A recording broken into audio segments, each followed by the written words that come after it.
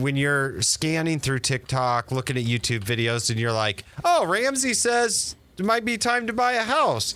And then Warren Buffett says, don't buy real estate. And you're like, okay, who do I listen to? What are they talking about? And I pulled some headlines because as you navigate real estate and you look at what's going on in the news and, you're watching YouTube videos, you're watching social media, and there's some different headlines. And so I'm a Ramsey Trusted Pro. And so, I follow a lot of Dave Ramsey's, his shows, his social media, what's going on there.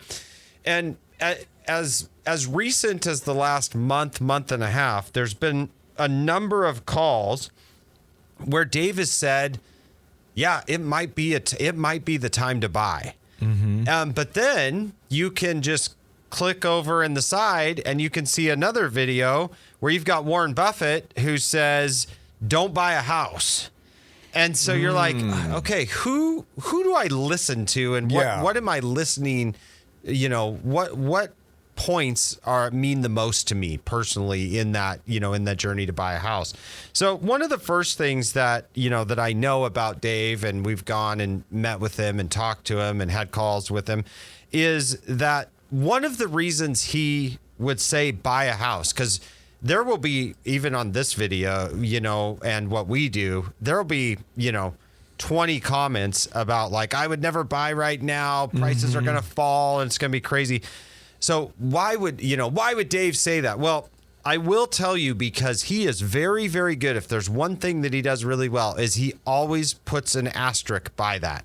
Yeah. And he says buy now, because he always says only do so when you can afford it. Yes. And when you look at his definition of affordability and what he coaches us Ramsey Trusted agents to do with our clients and to talk to them about, is in general, he will say 20% down and then no more than 25% of your household income for that payment.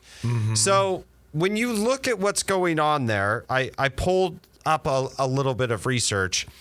And why would he give that advice? Well, when you look historically, in the last 100 years, there has only been 3 housing downturns, like 3 sustained housing downturns. The first one, pretty easy to identify, 1929. Okay, so when you look at the end of the Depression, you look at the Depression there, you look at what happened there. Second one, some people that, hear me talk about this, they don't even know what this is. But John, you and I are old enough to remember. Do you remember what an S&L crisis is? Savings and loan. Savings and loan, yeah. So you've got the S&L crisis of the 90s, absolute banking disaster. And that was another drop of roughly 10%. And then in 2008, even you youngins out there should be able to remember this one. Yeah. Which was relatively historically close to the one that happened in 1990. But in 2008, we basically had another subprime lending crisis, which led to the housing market, also with a massive amount of oversupply happening at the same time. And there were markets that fell anywhere from 30% to 80%. But if you look at the averages, where the market has gone up over the last 100 years at roughly 4.3%, and you look at that and you say, okay, we've only had a massive drop in 3 years. When Dave tells you to put 20% down on a house, 2 of those 3 drops, you would still be in an equity position. Oh. So, if you look at that and say, man, I put 20% down, so I'm not, even in a case like that, I'm not underwater in the property that I bought.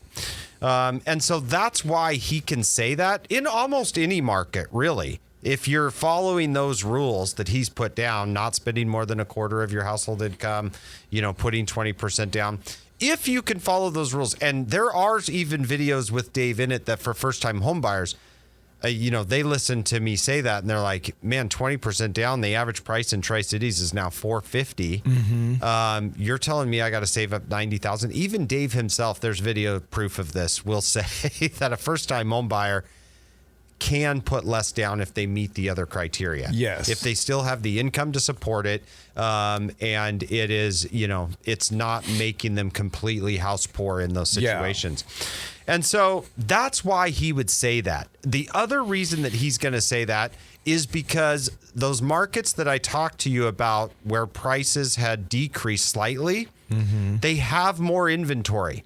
Yeah. 6 months ago, people didn't think that we would be able to fix an inventory problem. But when you look at it, it's not just nationally. This is locally here too, and you've got to look at your local market.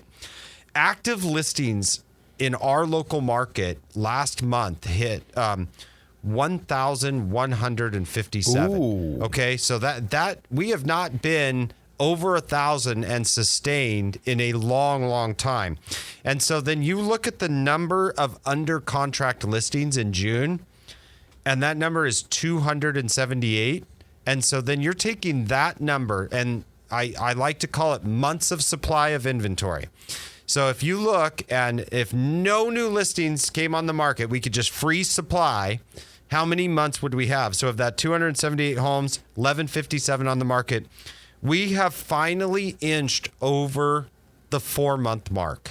So that has also not happened in Tri-Cities in a very long time. Now people are like, don't freak out. Like what I'm telling you, please don't go tell your neighbor Kenmore said the sky's falling. Yeah. No, because a balanced market, and I've said this before, is a 6 month supply of homes to where it's fairly equal for the buyer and for the seller. So we're still, even with that many homes on the market, and there will be a lot of people complaining about it because they're not used to that.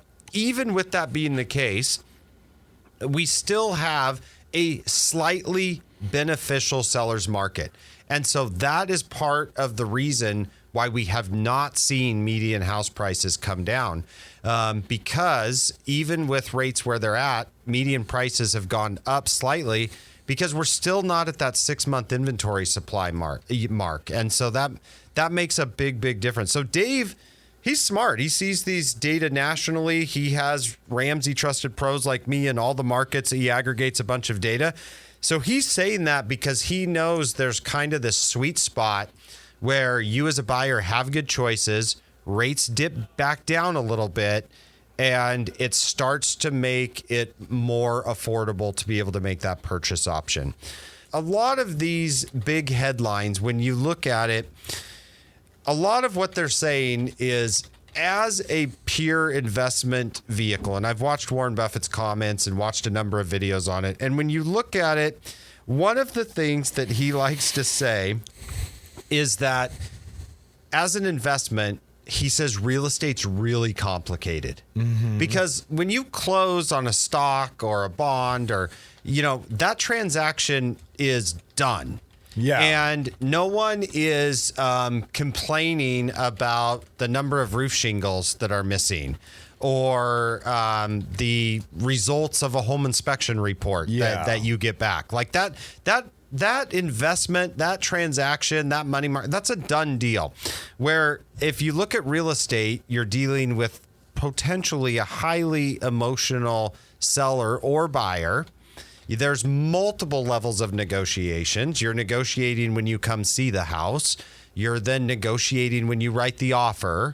You're then negotiating again when you get repair requests from an inspection. You're then probably negotiating about contractors that came to the property and what their bids are and what they should fix and if they really did fix anything in the first place.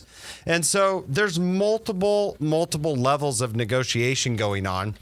And what happens is so many people over the last couple of years have looked at real estate purely as an investment and not as your primary residence where you lay your head down at night on the pillow. Yeah. And so a lot of what those videos are talking about are just saying that if you're looking from a purely investment standpoint and you're taking out some of the emotional needs, having a stable house, having a place to raise your family, having a place to live that you can't get kicked out of at the end of a lease. If you're not taking into account all of those other parts of the equation, That's why these videos say, like Warren Buffett will say in that video, don't buy a house. Because if you're taking all that into account, and you're getting rid of it, and you're just saying from dollars and cents investment wise, with current interest rates, if you're borrowing money for that and doing that, then yeah, it might not be the best decision.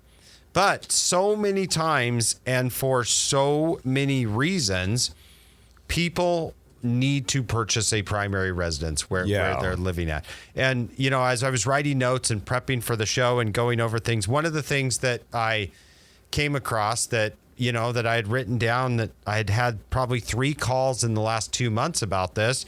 And, you know, it stuck out for me as where am I going to talk about this on the show, is I wrote down the question, why am I managing so many houses for people that are moving out of the country?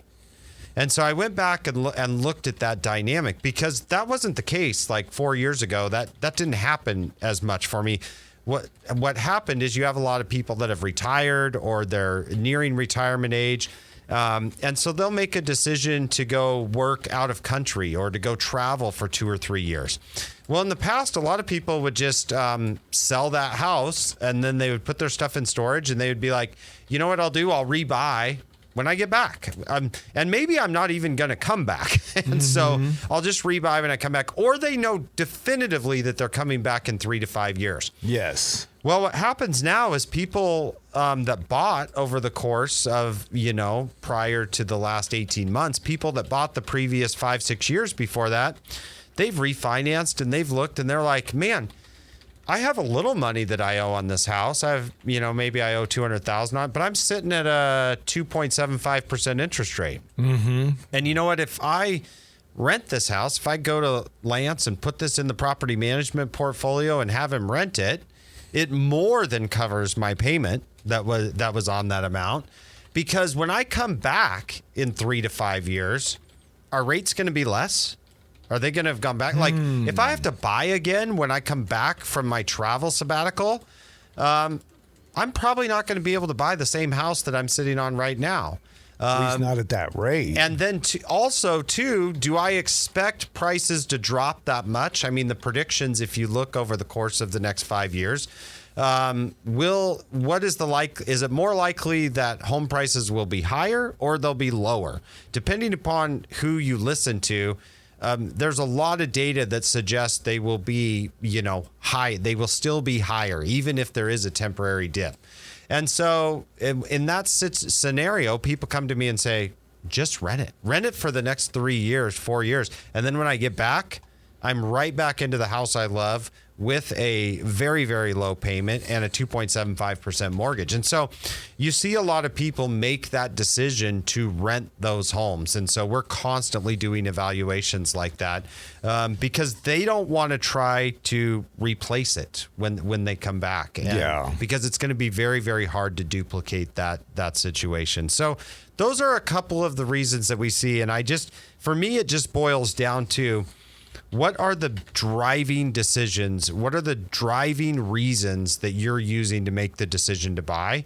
If it comes down to a few of the emotional decisions, stability, room to raise your family, stable place to have, you know, to park some money, then it might make sense in this environment to go ahead and make a purchase. And we're seeing more choices than we have had in a long, long time. If you're looking for that evaluation, go to kenmoreteam.com, shoot us a message, and I would love to help out. And we will be right back here next week.